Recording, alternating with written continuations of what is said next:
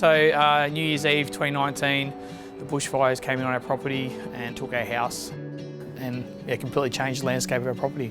A lot of the Shire was burned out and it basically created a beautiful fertile bed for weeds to get going. It took probably a couple of months for it to start to show any sign of green growth, and then the green growth we did get were just festooned with weeds.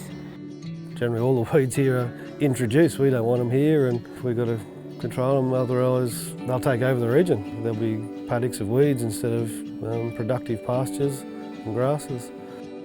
We're looking at protecting agriculture, biodiversity, animal and human health, and it's really important to understand there are different ways of managing different weeds. So landholders really need to know what they're looking at. We can come in and actually identify the plants that are on the properties and give them some advice on how to control them. Council have been good with their information, making sure that we're on top of our weeds and we know what we're looking at.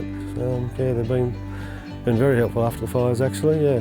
So we are looking at things like African lovegrass, serrated tussock, St John's wort, and some of the new things that potentially can come in like giant Parramatta grass, coolertie grass, Chilean needlegrass. Those sorts of plants will actively take over pasture.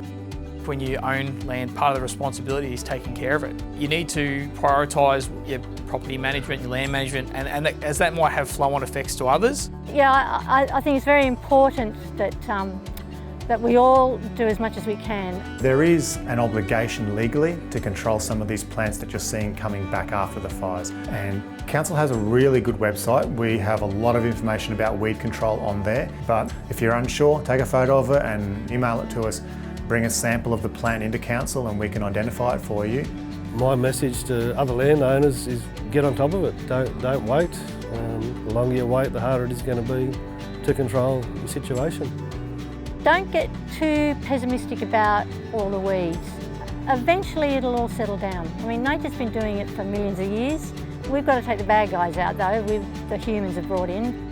Biosecurity is a shared responsibility, and if we work together, then we can achieve a much greater outcome. We have lush bushland and rural properties which literally run down into the ocean, and I think that's important to us, to look after the environment that you live in and to enjoy it.